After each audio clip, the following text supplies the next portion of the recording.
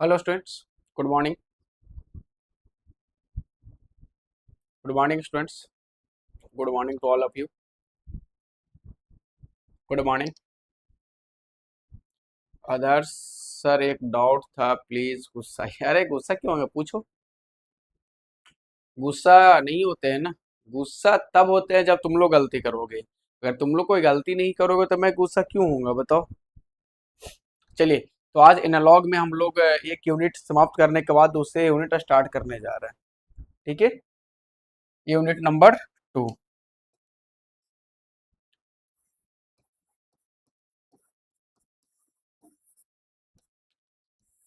ठीक है, इस यूनिट में हम लोग को दो चीज पढ़ना है। एक जो हम लोग पढ़ते हुए आ रहे हैं वो चीज हमको पढ़ना है, जैसे सिंगल स्टेज ट्रांजिस्टर एम्पलीफायर।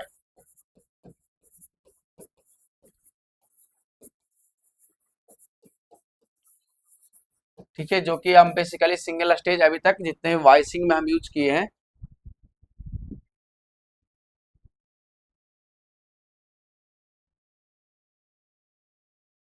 कौन सा नोट्स बनाने में दिक्कत होता है ये बताओ, कौन सा सब्जेक्ट का।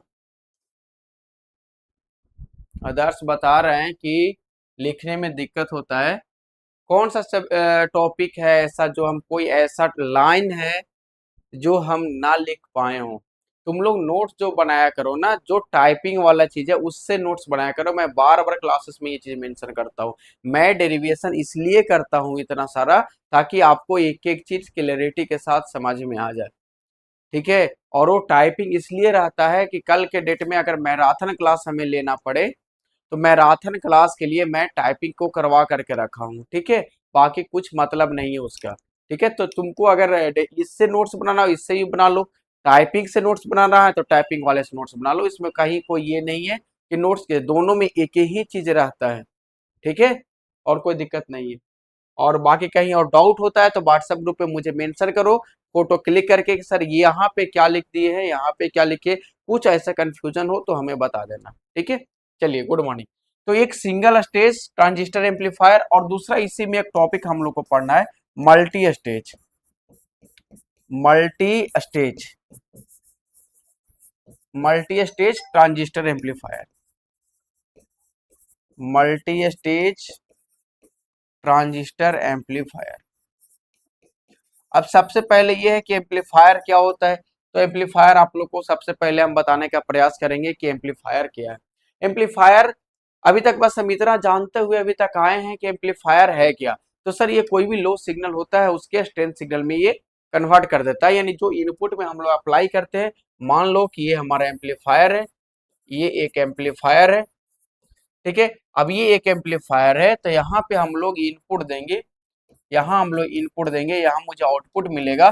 तो अगर इनपुट में इस तरीका का सिग्नल हम अप्लाई करते हैं, इस इनपुट में इस तरीका का सिग्नल अप्लाई करते हैं, तो यही सिग्नल आउटपुट में मुझे कन्वर्ट होकर करके इसकी सिग्नल स्ट्रेंथ जो है आपको क्या हो जाएगा, ज्यादा हो जाएगा। ठीक है, बाकी शेप एंड साइज में कहीं भी कोई प्रॉब्लम नहीं होगा। अब इसीलिए हम क्या किए थे, वॉइसिंग किए थे। इसीलिए क्या किए थे, वॉइसिंग किए थे कि मुझे जो एम्पलीफायर में फेथफुल एम्पलीफिकेशन हो।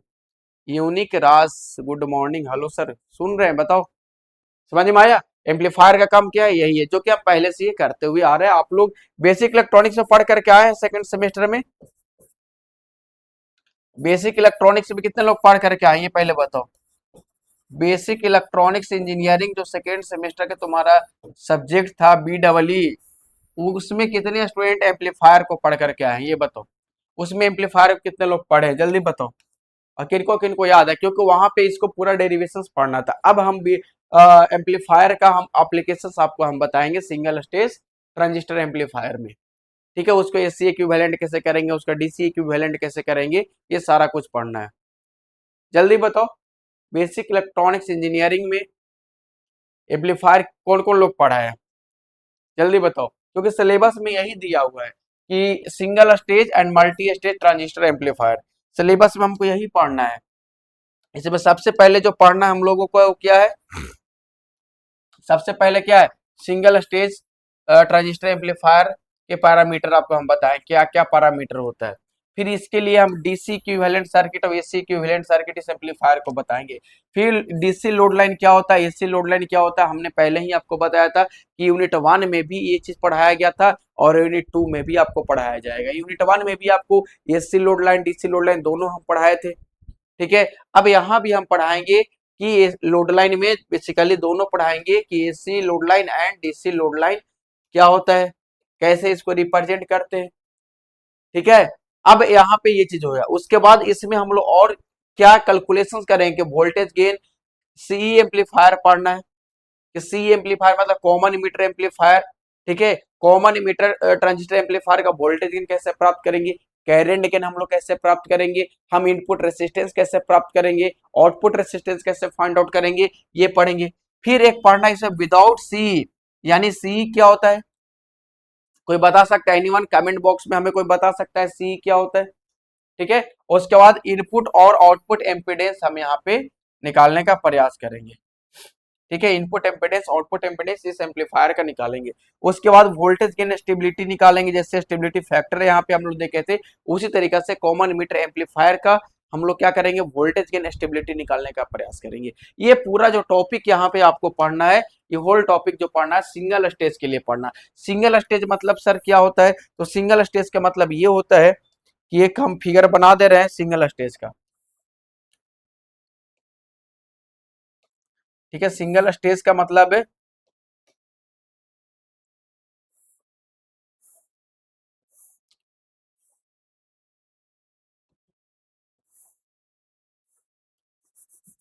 ये कॉमन मीटर हो जाएगा, जो फिगर बना रहा है कॉमन मीटर का बना रहा है, ठीक है।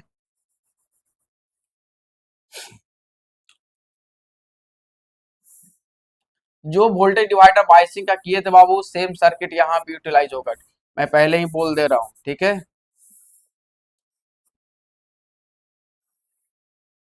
यहाँ पे क्या था, प्लस वीसीसी था, ये कॉमन इमीटर का कलेक्टर टर्मिनल है तो ये आरसी हो जाएगा, इमीटर टर्मिनल है तो यहाँ पे क्या हो जाएगा, आर ई हो जाएगा, ठीक है। यहाँ R1 R2 लिए थे, R1 R2 हो जाएगा, ठीक है। फिगर लगभग आपका यही रहना है, यही फिगर से आप बनाएंगे। अब इनपुट और आउटपुट सिर्फ लेंगे, बाकी हमारा जो पूरा फिगर होगा यही होगा, पूरा का पूरा फिगर यही होगा। सी मतलब कॉमन मीटर, ये जो सी है ना विदाउट सी, ठीक है ना, कॉमन मीटर नहीं है, ठीक है। चलो आगे बताएंगे, ठीक है। हम इसीलिए पूछे थे आप लोग से कि कौन कौन बता पाते हैं। चलो कोई बात नहीं, आप लोग ट्राई किया, बहुत अच्छी बात है। यही फिगर लगभग हम लोग को पढ़ना है, हम लोग को यही फिगर रहने वाला है। अब इसी फिगर के अंदर में हम लोग इनपुट देंगे आउटपुट देंगे, ये सब चीजें हम निकालने का प्रयास करेंगे, ठीक है, ठीक है। अब यहाँ पे ध्यान देना कि ये कॉमन इमीटर कैसे है, आप लोग को पता है ना, ये टर्मिनल कौन सा है, इमीटर टर्मिनल, ये टर्मिनल कौन सा है, कलेक्टर टर्मिनल है, ये टर्मिनल कौन सा है सर, बेस टर्मिनल है।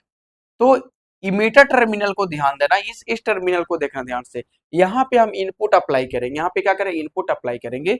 तो ये सर्किट में हम इनपुट अप्लाई करेंगे तो यहाँ एक कैपेसिटर यूज करेंगे, ठीक है, ये कैपेसिटर यूज करेंगे और एक कैपेसिटर का नाम हम लोग बेसिकली सीबी दे देंगे, ठीक है। अब यहां से हम क्या करेंगे, एक इसकी सोर्स रेसिस्टेंस बनाएंगे और एक यहाँ पे इनपुट सिग्नल में कुछ देंगे और इसको इस तरीका से कर देंगे। तो यहाँ से हम लोग एसी सिग्नल जो अप्लाई करते हैं वो VS अप्लाई करेंगे यहाँ से, इसके लिए RS हो जाएगा, ठीक है। ये सर्किट हो, ठीक इसी तरह से आउटपुट कहाँ से लेंगे सर, कलेक्टर टर्मिनल से आउटपुट लेंगे। जैसे ही कलेक्टर टर्मिनल से आउटपुट हम लेंगे, यहाँ एक कैपेसिटर लगाएंगे। अभी बताएंगे कैपेसिटर का महत्व क्या है। ये कलेक्टर टर्मिनल पे तो इसको लिख देंगे सीसी, क्या लिख देंगे, सीसी। कैपेसिटर लगाएंगे और कैपेसिटर लगाने के बाद हम यहाँ पे क्या लगाएंगे, एक लोड लगाएंगे जिसका नाम रखेंगे हम लोग RL, ये हो जाएगा RL, यानी लोड यहाँ पे हम लोग को मिलेगा, ठीक है, क्लियर है। अब ये चीजें हम लोग को, ये पूरा फिगर बन करके हमारा तैयार हो गया। ये है ट्रांजिस्टर फिगर, ये सिंगल स्टेज का ये फिगर है। अगर कोई पूछे कि क्या है तो लिख देना single stage, single stage CE common emitter transistor amplifier, transistor amplifier, ठीक है। अब देखो ये इमीटर टर्मिनल, ये पूरा सेक्शन क्या है, आउटपुट का सेक्शन है पूरा, तो इस आउटपुट वाले सेक्शन में इमीटर टर्मिनल ये कॉमन है, और ये इधर पूरा इनपुट का सेक्शन है, इस इनपुट सेक्शन में भी इमीटर आपका कॉमन है। That's why we can say that this is the common emitter, कि कॉमन जो टर्मिनल है वो इनपुट में भी है और कॉमन जो है आउटपुट में भी है। ठीक है, अभी जो लोग चर्चा कर रहे थे या फिर मैं बता रहा था कि इसमें सी क्या है। ठीक है, तो यहां से एक रुक जाओ, यहां से एक कैपेसिटर निकलेगा, इस कैपेसिटर का नाम होगा सी।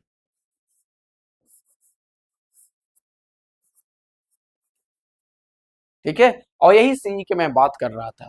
तो एक बार इसका जो गेन हम निकालेंगे, एक बार सी के साथ निकालेंगे, और एक बार इसका गेन जो निकालेंगे, ये कैपेसिटर का नाम है बाईपास कैपेसिटर। क्या नाम है, तो कहीं पे लिख लेना, ये सी क्या है, तो बाईपास कैपेसिटर है।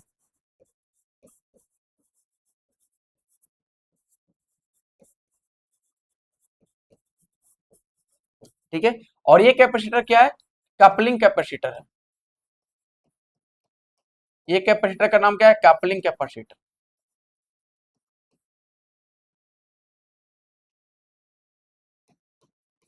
इसका नाम क्या है बाबू, कपलिंग कैपेसिटर, कपलिंग कैपेसिटर।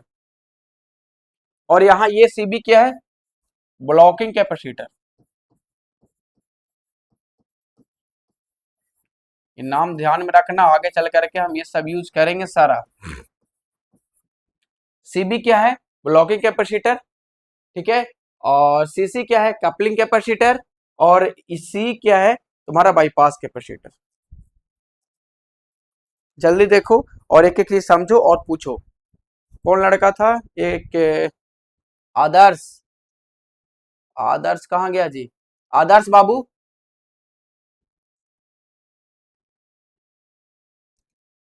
आदर्श बाबू कोई डाउट है तो आप पूछ लीजिए, नहीं तो फिर बाद में बोलेंगे। ठीक है, कि सर समझ नहीं आया। ठीक है, ये सिलेबस सब लोग लिखेंगे, वो मेंशन करके रखेंगे सब लोग सिलेबस कॉपी में, ये नहीं कि बाद में पता चले कि सिलेबस सही नहीं।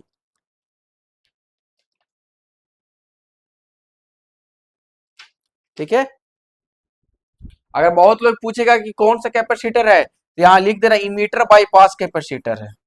ये भी लिखोगे तो कोई दिक्कत नहीं है, इमीटर का बाईपास कैपेसिटर है। ये क्या है, बेस कपलिंग कैपेसिटर। ये क्या है, कलेक्टर के लिए कपलिंग कैपेसिटर है। ठीक है, ये मैं इसलिए फिगर बना देता हूं फिर से, ताकि आपको एक एक चीज पता चले कि नहीं फिगर कैसे बन रहा है। नहीं तो डायरेक्ट फोटो अगर लगा दें हम इसको, तो फोटोज में ये पूरा फिगर आता है। तो इसलिए कलर हम चेंज कर करके बनाते हैं, ताकि आपको आइडिया लगे कि ये जो रेड कलर वाला बना है ये यूनिट 1 में हम पढ़े हैं, बाकी ब्लू कलर वाला जो हम बना रहे हैं ये यूनिट 2 में आपको पढ़ना है।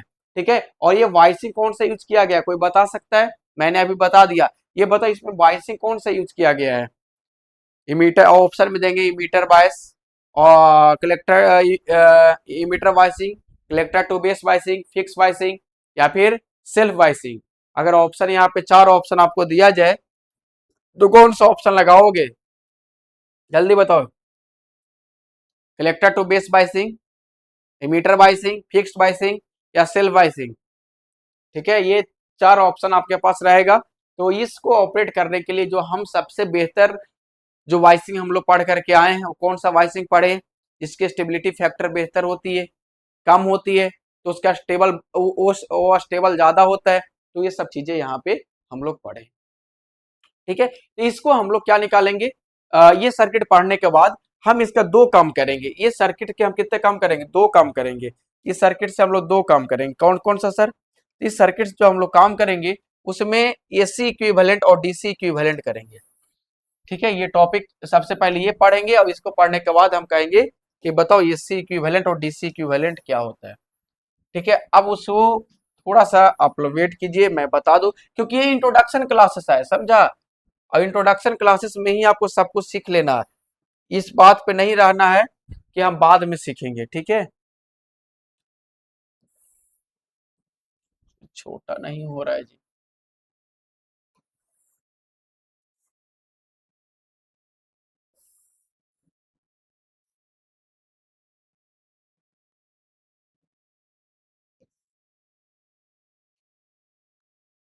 चलो देखो यहाँ से इसमें जब इसके डीसी इक्विवेलेंट बनाएंगे,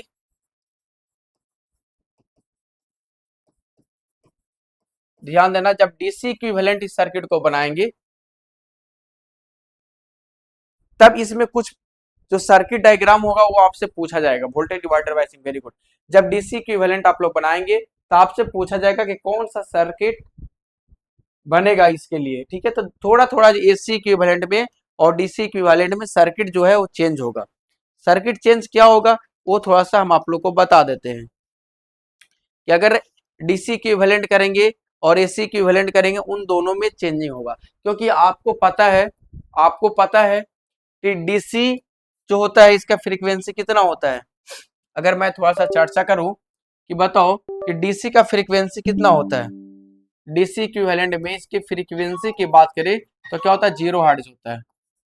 फ्रीक्वेंसी कितना होता है बाबू, 0 हर्ट्ज फ्रीक्वेंसी होता है।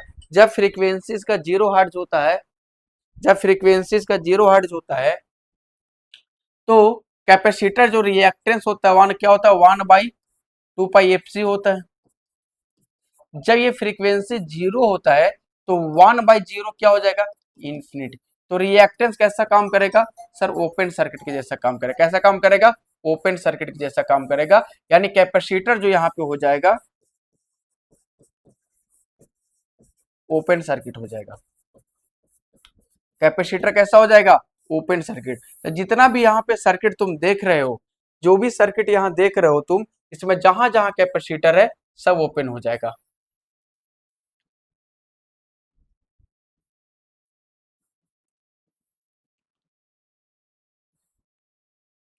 ये ओपन हो जाएगा, खत्म हो जाएगा, सब ओपन हो जाएगा, ठीक है। तब ये जब ओपन हो जाएगा, जब ये कैपेसिटर क्या हो जाएगा, सारा ओपन हो जाएगा।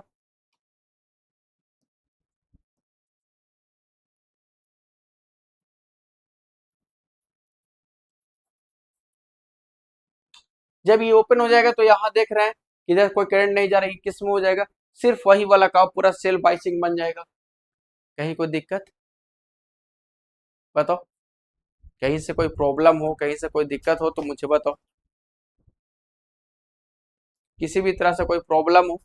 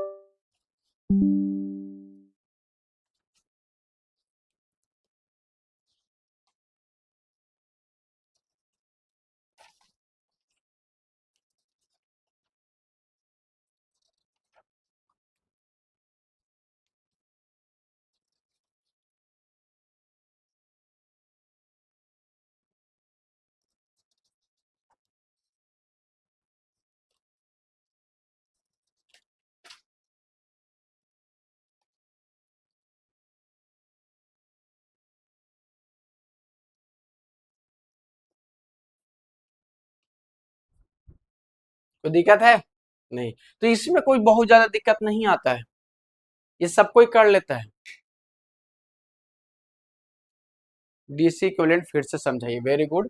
देखो डीसी में हम क्या करते हैं, अगर तुमसे कोई पूछेगा कि डीसी इक्विवेलेंट सर्किट बनाना है इसको, ठीक है, तो डीसी के लिए अगर तुमसे कोई भी पूछेगा, कोई भी कहेगा, तो पहला काम क्या करोगे, पहला तुम ये देखोगे कि डीसी होता क्या है।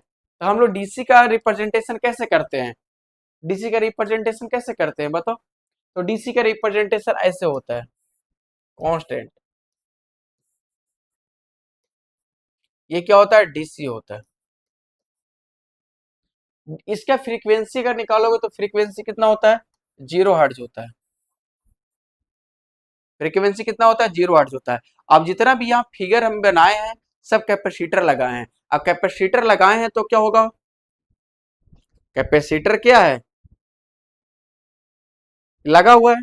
कैपेसिटर इसलिए लगा है ताकि डीसी, जैसे यहाँ पे कैपेसिटर है ब्लॉकिंग कैपेसिटर, तो डीसी क्या करता है, ब्लॉक करता है। कैपेसिटर अगर जो हम लोग बात करते हैं कि कैपेसिटर जो होता है वो ब्लॉक करता है डीसी को, ब्लॉक करता है ये। दैट्स वाई यहाँ पे जो लगाया जाता है वो क्या लगा, ब्लॉकिंग कैपेसिटर लगाया जाता है। अब ब्लॉकिंग कैपेसिटर लगाने के कारण क्या होता है कि बाहर से कोई भी डीसी प्रवेश न करे इस सर्किट के अंदर में। अगर इस सर्किट के अंदर में डीसी वैल्यू अगर आ जाएगा तो हमको ये पता है, हम लोग वाइसिंग पढ़ करके अभी आए हैं, और वाइसिंग में हम देखे हैं कि वहां पे ये जो वैल्यू है वीसीसी का, ये जो वीसीसी का वैल्यू है ये क्या है, डीसी ही है। ये जो वीसीसी है वो क्या है, डीसी ही है। ये क्या है, डीसी, ये है डीसी है।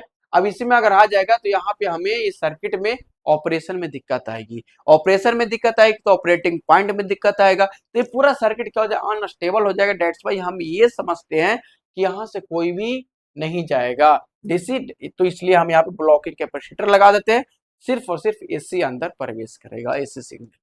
ठीक है, तो हम ब्लॉक कर दिए। तो रिएक्टेंस क्या होता है कि एक्सी बराबर को 1/2πfc होता है, और फ्रीक्वेंसी अगर जीरो है तो जीरो से मल्टीप्लाई करेंगे 1/0, मतलब ये हो जाएगा इन्फिनिटी। और जब एक्सी इनफाइनाइट हो जाएगा, और जब एक्सी इनफाइनाइट रिएक्टेंस इनफाइनाइट हो जाएगा तो बताओ करंट क्या होगा, जीरो हो जाएगा। और करंट जब जीरो हो जाएगा तो सर्किट कैसा हो जाएगा बाबू, ओपन सर्किट हो जाएगा, क्योंकि यहाँ पे करंट क्या है, जीरो है, डेट्स भाई ओपन सर्किट है। यहाँ पे करंट की क्या है, जीरो है, और रेसिस्टेंस क्या है, इनफाइनाइट है। ठीक है, यहाँ भी क्या हो जाएगा, ओपन सर्किट हो जाएगा, यहाँ भी क्या हो जाएगा, ओपन सर्किट हो जाएगा। क्लियर है,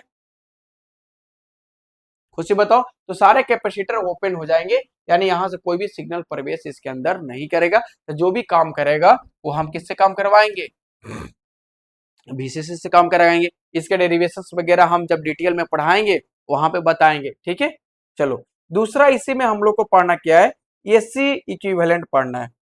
क्या पढ़ना है, हम लोग को पढ़ना है एसी इक्विवेलेंट पढ़ना है। अब एसी इक्विवेलेंट अगर हम लोग पढ़ते हैं,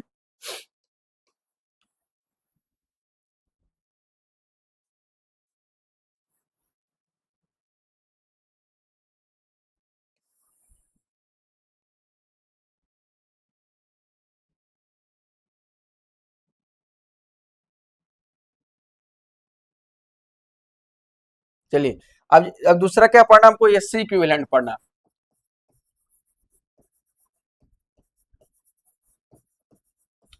जब एसी इक्विवेलेंट सर्किट हम लोग पढ़ेंगे तो एसी के लिए फ्रीक्वेंसी क्या होता है सर, 50 हर्ट्ज होता है। क्या होता है, 50 हर्ट्ज होता है। जब एसी के इक्विवेलेंट है एसी क्या 50 हर्ट्ज, तो इसका जो रिएक्टेंस हम लोग निकालेंगे 1/2πfc होगा, और फ्रीक्वेंसी का वैल्यू क्या है, 50 हर्ट्ज होगा। तो डेट्स भाई हम आइडियल केसेस से मान के चलेंगे कि कुछ ना कुछ इसका रिएक्टेंस होगा, और कुछ ना कुछ रिएक्टेंस अगर होगा, कुछ ना कुछ रिएक्टेंस होगा तो ये शॉर्ट सर्किट जैसा काम करेगा, और ये जितने भी कैपेसिटर लगे ये सब कैसा काम करेंगे, एज अ शॉर्ट सर्किट काम करेंगे।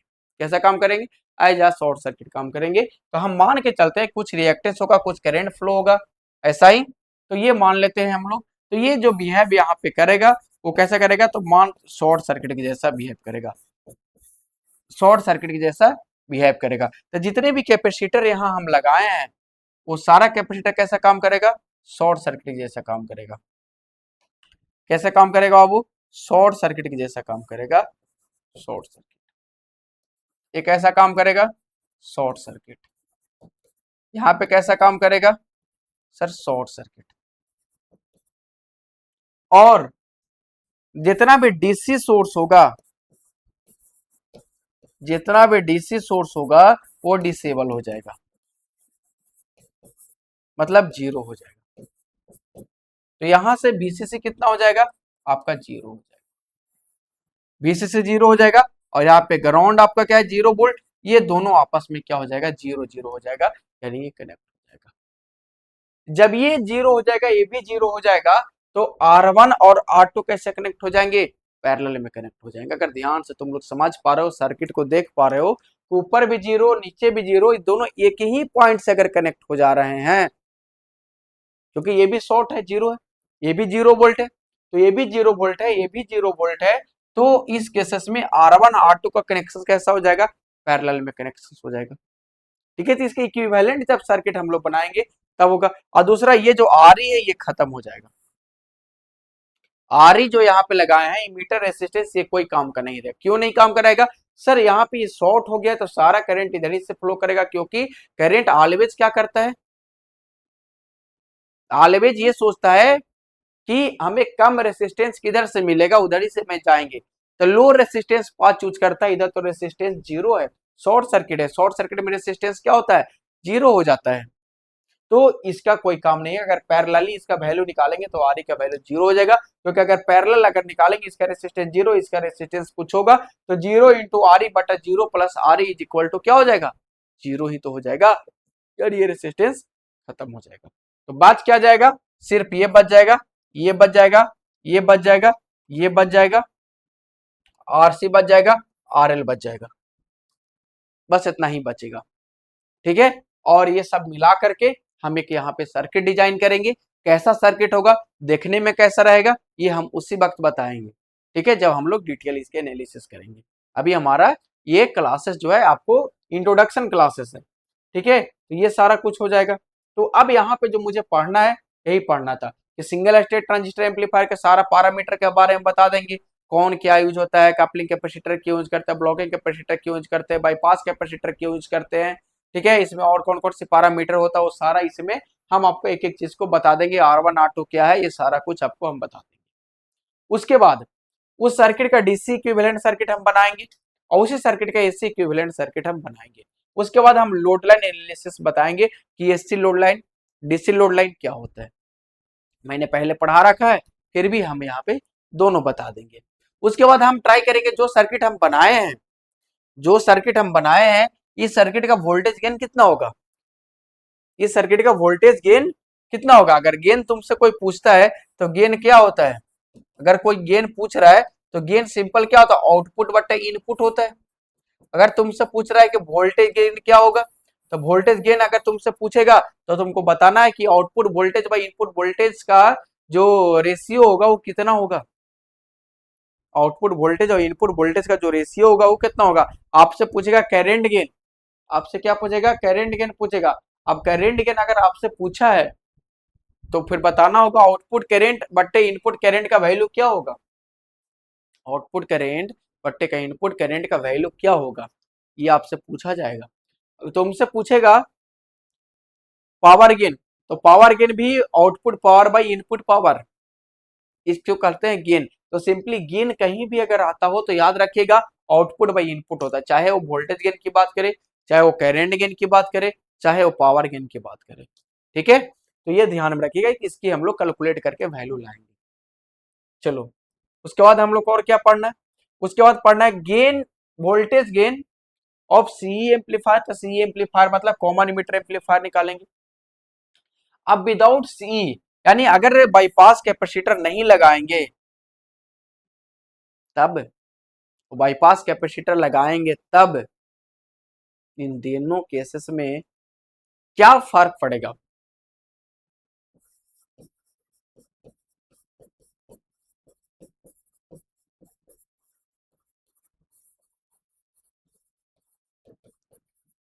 ठीक है, एक बार सी लगा के देखेंगे, एक बार सी हटा के देखेंगे, क्या फर्क पड़ता है।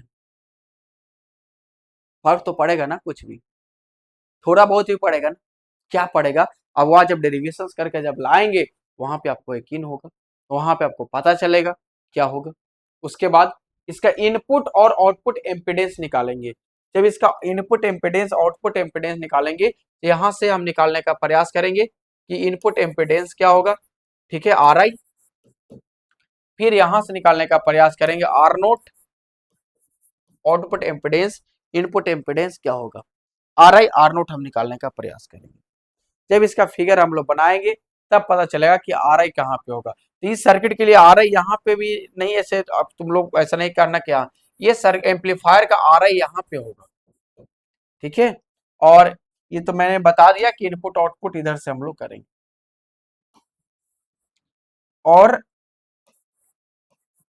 आर नोट यहां से निकालेंगे। ठीक है, आउटपुट एम्पिडेंस और इनपुट एम्पिडेंस, ठीक है, यहां से। जब एसी के लिए हम बात करेंगे यही वैल्यू नाम हो जाएगा जेड आई एन, इनपुट एम्पिडेंस, और इसका एक और नाम हो जाएगा जब एससी की बात करेंगे तो जेड नॉट हो जाएगा आउटपुट इम्पीडेंस। ठीक है, तो इसकी वैल्यू हम निकाल के आपको बताएंगे कि क्या होता है। अभी अगर हम डायरेक्ट लिख दे तो तुम लोग कहोगे सर कैसे लिख दिए, सब डेरिवेशंस का पार्ट है, सब डिराइव्ड करेंगे हम लोग, डिराइव्ड करके लाएंगे।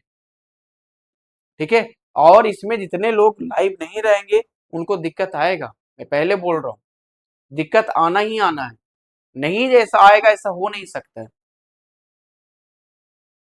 ठीक है, तो आपको लाइव रहना है। जैसे अभी पूछ रहे थे सर इसको एक बार फिर से बता दीजिए, मैंने फिर से बताया। 3 बार पूछेंगे मैं 3 बार बताऊंगा, यही तो बेनिफिट है लाइव क्लासेस का। लेकिन लाइव नहीं रहोगे और बाद में रिकॉर्डेड देखोगे, क्या मतलब है फिर उस तरह का लाइव क्लासेस का, कोई मतलब नहीं रह जाता है। फिर तो वही है कि जो फिर है वही तुमको पढ़ना पड़ेगा, समझ में आएगा तो भी, नहीं समझ में आए तो अलग से पूछना पड़ेगा। लेकिन जब पढ़ रहे हो उसी टाइम पूछोगे ओ, और बाद में पूछोगे ओ, दोनों में थोड़ी सी डिफरेंस होती है। ठीक है, इसीलिए मैं बोलता हूँ कि लाइव ज्यादा से ज्यादा रहने का प्रयास करेंगे। ठीक है, और फिर उसके बाद क्या पढ़ना है हम लोगों को, उसके बाद वोल्टेज गेन स्टेबिलिटी पढ़ना है बस। अब फिर हम लोग को पढ़ना है उसके बाद 2.6 में अगर हम लोग देखें तो हमको पढ़ना multi stage amplifier. Multi stage amplifier हम स्टार्ट करेंगे आगे चल करके। मल्टी स्टेज एम्पलीफायर क्या है, तो मल्टी स्टेज एम्पलीफायर अगर हम लोग पढ़ेंगे तो एक सिंगल स्टेज होता है, एक नाम है multi. Multi stage, multi stage मतलब एक से ज्यादा, एक से ज्यादा। अब मल्टी स्टेज एम्पलीफायर अगर हम लोग को पढ़ना है तो क्या होगा, पहला ट्रांजिस्टर होगा ये T1, ये होगा T2, ये होगा T3, अब ये होगा आउटपुट। ध्यान से देखो, अगर मल्टी स्टेज तुम पढ़ रहे हो तो अब यहां से देंगे हम इनपुट, तो पहला ट्रांजिस्टर का जो आउटपुट होगा, पहला ट्रांजिस्टर का जो आउटपुट होगा वो क्या करेगा, दूसरे ट्रांजिस्टर का क्या बनेगा, इनपुट बनेगा। ध्यान से देखो तो समझ में आएगा, जो पहला ट्रांजिस्टर का आउटपुट होगा यही सेम चीज दूसरे ट्रांजिस्टर का क्या बनेगा, दूसरे ट्रांजिस्टर का क्या बनेगा, इनपुट बनेगा। और यही सेम चीज दूसरे ट्रांजिस्टर का जो इनपुट होगा और इसका जो आउटपुट होगा वो तीसरे ट्रांजिस्टर का इनपुट बनेगा। और तीसरे ट्रांजिस्टर का जो दूसरे ट्रांजिस्टर का जो आउटपुट होगा तीसरे के लिए इनपुट बनेगा, और फिर ये क्या बनेगा, आउटपुट बनेगा। ये बीच में बूंदा क्यों लगाए हैं, यहाँ पे ये कपलिंग होगा,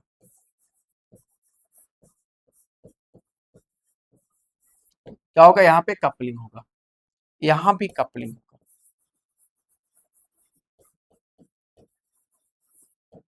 ठीक है, फिर इसमें हम देखेंगे इसकी आर आई पे क्या इफेक्ट पड़ेगा, आर नोट पे क्या इफेक्ट करेगा, इनपुट रेसिस्टेंस आउटपुट रेसिस्टेंस, इस पे क्या इफेक्ट आएगा, कब, जब multi transistor multi stage transistor use करेंगे तब। फिर इसका डेसिबल की हम लोग बात करेंगे, डीबी की, voltage gain in decibel, current gain in decibel, power gain in decibel, ये सारा कुछ यूज करेंगे। ठीक है, तो आ जाएगा कपलिंग। यहाँ पे 3 तरह के कपलिंग आपको पढ़ने को मिलेगा, टाइप ऑफ कपलिंग में 3 तरह से मिलेगा। यहाँ बताएंगे कि एक आरसी कपलिंग क्या होता है, एक बताएंगे डायरेक्ट कपलिंग क्या होता है,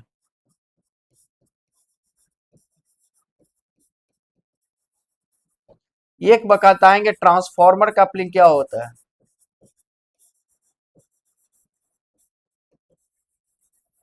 ट्रांसफॉर्मर कपलिंग क्या होता है। ये सब कपलिंग करेंगे, इसका क्या जरूरत है कपलिंग करने का। तो तुम लोग ट्रेन का डब्बा देखा होगा,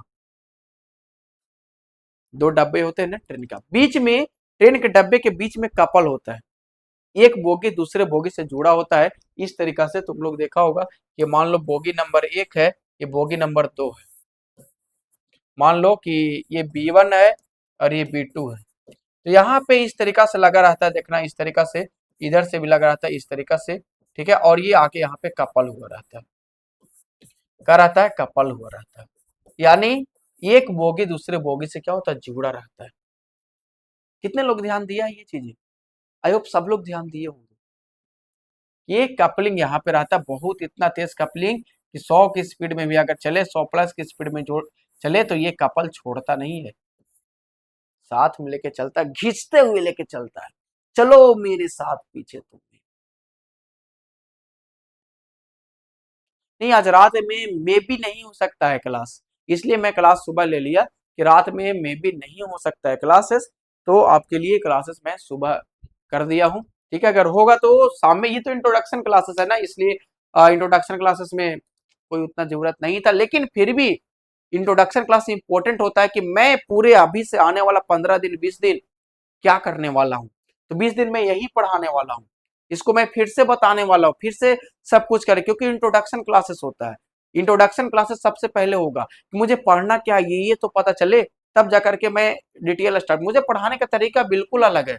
लोग इतना मैं लिखा देता हूँ, बोल देता हूँ। अब एक लड़का जिससे पूछा अभी, सर नोट्स जो आप डिराइव्ड करते हो वो लिखेंगे या टाइपिंग वाला लिखेंगे, तो नोट्स टाइपिंग वाला ही लिखना है। और कुछ जो चीजें टाइपिंग में छूट जाता है, कुछ जो चीजें टाइपिंग में रह जाता है, इसमें हर चीज टाइप करवाना पॉसिबल नहीं है। बहुत सारी चीजें, जैसे अब ये ट्रेन वाला चीजें हम बता रहे हैं, अब ट्रेन वाली चीजें हम टाइप थोड़ी ना करवाएंगे। अब इसको कहीं नोट्स में लिख लेना समझने के लिए कि कपलिंग क्या होता है। ठीक है, तो इसी तरीका से होगा। तो जितने क्लासेस करो उतना बेहतर है। नाइट में क्लासेस अगर ले पाएंगे तो नाइट में भी हम पढ़ा देंगे, अगर नाइट में नहीं ले पाए तो फिर कल आपका क्लासेस लेंगे। ठीक है, तो कल क्लासेस लेंगे तो आपको बता देंगे। ठीक है, एक क्लासेस मॉर्निंग में भी तुम लोग करो, सुबह 6 बजे से 7 बजे से करोगे तो अच्छा रहेगा तुम लोग के लिए। ठीक है, तो ये चीजें तुम लोग समझ गए। तो कपलिंग है, यहाँ पे हम पढ़ाएंगे डिफरेंट टाइप ऑफ कपलिंग, इसमें पढ़ाएंगे, सबका इफेक्ट बताएंगे। ठीक है, जो आपको अकॉर्डिंग टू सिलेबस है उससे ज्यादा बाहर नहीं जाएंगे, थोड़ा बहुत हम लोग बाहर चलेंगे, क्योंकि हर चीज इसके अनुसार से पढ़ेंगे तो मजा नहीं आएगा। तो इफेक्ट पढ़ना है आरएस का, इफेक्ट हमको किसका पढ़ना है बाबू, आरएस का। ठीक है ना, इफेक्ट पढ़ना है आरएस का। आरएस मतलब सोर्स रेसिस्टेंस और इनपुट रेसिस्टेंस। ठीक है, अब यहाँ पे इंटर स्टेज लोडिंग और कपलिंग, ये चीजें हम जो हम लोग बात कर रहे थे अभी कि inter stage loading coupling of transistor, तो 3 तरह के कपलिंग पढ़ेंगे। ठीक है, जिसमें कैपेसिटर कपलिंग जो आरसी कपलिंग की हम लोग बात करेंगे। ठीक है, दूसरा कपलिंग जो बात करें डायरेक्ट कपलिंग की बात करेंगे, और एक कपलिंग तुम्हारे यहाँ पे नहीं दिया हुआ है लेकिन फिर भी उसको पढ़ करके जाना। ठीक है, ऐसा नहीं करना कि कोई छोड़ देना, एक पढ़ लेना, ट्रांसफॉर्मर कपलिंग। ठीक है, सिलेबस में नहीं है बट बहुत इंपॉर्टेंट होता है। ठीक है, तो एक यहाँ पे हम अपने मन से जोड़ रहे हैं कि ट्रांसफॉर्मर कपलिंग आपको सिलेबस में नहीं दिया है, फिर भी मैं अलग से इसको यहाँ पे मैं पढ़ाऊंगा कि ट्रांसफॉर्मर कपलिंग क्या होता है। तो 2 तरह के कपलिंग यहाँ पे, कैपेसिटर कपलिंग मतलब वही आरसी कपलिंग, रेसिस्टेंस कैपेसिटर का यूज करके हम कपल करेंगे, एक डायरेक्ट कपल करेंगे, डायरेक्ट हम जोड़ेंगे एक ट्रांजिस्टर को दूसरे ट्रांजिस्टर के साथ, और एक में हम ट्रांसफॉर्मर लगाएंगे कपलिंग में। जब ये कपल डिफरेंट डिफरेंट टाइप से करेंगे तो आपको पता चलेगा सबका अलग अलग एडवांटेज है, कि जब कैपेसिटर कपलिंग करेंगे इसका कुछ अलग एडवांटेज रहेगा, डायरेक्ट कपल करेंगे इसका एक अलग एडवांटेज रहेगा, और ट्रांसफार्मर कपलिंग करेंगे उसका एक अलग एडवांटेज रहेगा। ठीक है, और इन तीनों का एक एक डिसएडवांटेज भी है। जैसे कि आपसे कोई पूछेगा कि इम्पीडेंस मैचिंग जो होता है सबसे बढ़िया किस कपलिंग का होता है, तो हम लोग बोलेंगे ट्रांसफार्मर कपलिंग का इम्पीडेंस मैचिंग बढ़िया होता है। हम बोलेंगे फ्रीक्वेंसी रिस्पॉन्स किसका सबसे बढ़िया होता है, तो हम वहां बोलेंगे कि सर आरसी कपलिंग का फ्रीक्वेंसी रिस्पांस अच्छा होता है बट इंपेडेंस मैचिंग खराब होता है। ट्रांसफार्मर कपलिंग का जब इंपेडेंस मैचिंग बेहतर होता है तो सर उसका फ्रीक्वेंसी रिस्पांस जो होता है वो अच्छा नहीं होता है as compare to RC coupling. Direct coupling किसके लिए यूज करेंगे वो भी हम देखेंगे। तो सबका एक एडवांटेज एक डिसएडवांटेज है। ठीक है, उसके बाद एम्पलीफायर गेन हम लोग पढ़ेंगे डेसिबल में, डीबी में, एम्पलीफायर गेन डेसिबल में पढ़ेंगे कि इसमें वोल्टेज गेन इन डेसिबल इसका फॉर्मूला क्या होता है, इसका इक्वेशंस क्या होता है, करंट गेन इन डेसिबल पढ़ेंगे, पावर गेन इन डेसिबल करेंगे, इन सब का फॉर्मूलास पढ़ेंगे, इन सब पे न्यूमेरिकल आएगा एग्जाम में बनाने के लिए, वो न्यूमेरिकल बनाएंगे। ठीक है, यहाँ पे ये चीजें हम लोग करेंगे। साथ ही साथ देखेंगे कि फ्रीक्वेंसी रिस्पॉन्स जो अभी हम लोग चर्चा कर रहे थे, तो फ्रीक्वेंसी रिस्पॉन्स आपको यहाँ पे पढ़ना है। क्यों फ्रीक्वेंसी रिस्पॉन्स पढ़ना है, क्योंकि यहाँ पे आरसी कपलिंग आपको पढ़ना है, डेट्स वाई यहाँ पे दिया है फ्रीक्वेंसी रिस्पॉन्स पढ़ने के लिए। और बैंडविड्थ के बारे में थोड़ा बहुत आपको जानना है कि 3 dB बैंडविड्थ यहाँ पे क्या होता है। ठीक है, तो वो भी हम यहाँ पे बताएंगे कि बैंडविड्थ क्या होता है, क्योंकि जब फ्रीक्वेंसी रिस्पॉन्स की बात करेंगे तो बैंडविड्थ की भी चर्चा हम यहीं पे कर लेंगे। अब यहाँ पे इम्पीडेंस मैचिंग के लिए आपको नहीं पढ़ना है, क्यों नहीं पढ़ना है, तो इम्पीडेंस मैचिंग के लिए इसलिए नहीं पढ़ने के लिए दिया क्योंकि ट्रांसफार्मर कपलिंग नहीं दिया है। जब हम ट्रांसफार्मर कपलिंग पढ़ाएंगे ही, जब ट्रांसफार्मर कपलिंग पढ़ाएंगे ही, तो हम साथ में एक और ऐड कर लो कि इम्पीडेंस मैचिंग भी हम पढ़ाएंगे। ठीक है, इम्पीडेंस मैचिंग भी हम पढ़ाएंगे, इम्पीडेंस मैचिंग भी हम पढ़ाएंगे। ठीक है, तो ये पूरा जो सेशन है हम इसको लगभग 10 से 15 क्लास जो भी होगा लगेगा हम लोग को, तो 10 से 15 क्लासेस के हम इससे हम क्या करेंगे, आपको लाइव क्लास लेकर के पढ़ाएंगे। ठीक है, लाइव क्लास लेंगे 10 से 15, ठीक है, लेक्चर्स लगेगा। एग्जाम में अगर हम लोग बात करें तो एग्जाम में कम से कम इस यूनिट से एग्जाम में जो आएगा, एग्जाम में जो आने का संभावना है इस यूनिट से लगभग, इस यूनिट से एग्जाम में आने का संभावना है में जो आएगा लगभग दो, एक क्वेश्चन इधर, एक क्वेश्चन इधर, दो दो चार क्वेश्चन आपको इधर पूछेंगे, 12 8 20 और दो ऑब्जेक्टिव। मतलब मान लो कि कम से कम 12, अगर 6 6 12 4 16, कम 16 और 2 18, 18 नंबर तो कम से कम आएंगे। 18 नंबर से ये 26 नंबर तक आ सकता है एग्जाम में।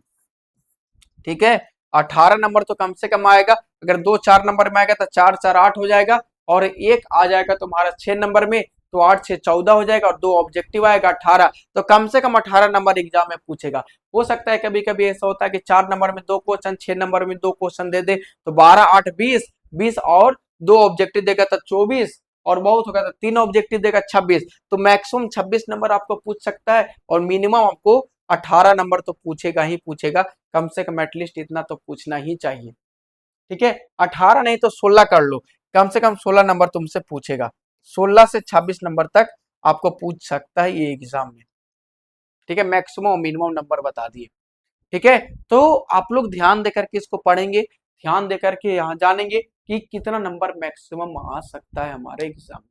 ठीक है, तो ये आपके लिए बहुत इंपॉर्टेंट है। अब अगले नेक्स्ट क्लासेस में हमारा इंट्रोडक्शन का क्लास होगा। ठीक है, नेक्स्ट क्लासेस में हम लोग आएंगे, हम लोग क्या नेक्स्ट क्लासेस में जो हम लोग चर्चा करेंगे,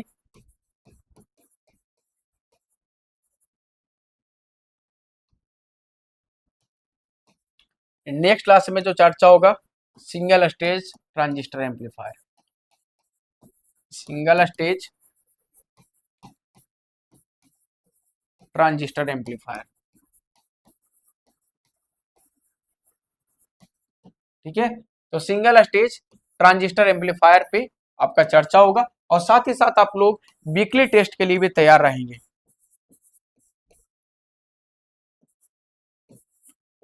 वीकली टेस्ट के लिए तैयार रहेंगे, और ये ओपन टू ऑल होगा, ओपन टू ऑल स्टूडेंट होगा।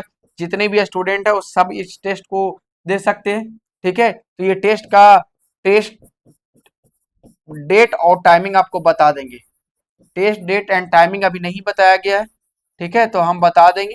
तो ठीक है, तो इसके लिए आप लोग the polytechnic classes YouTube channel पे देखते रहेंगे।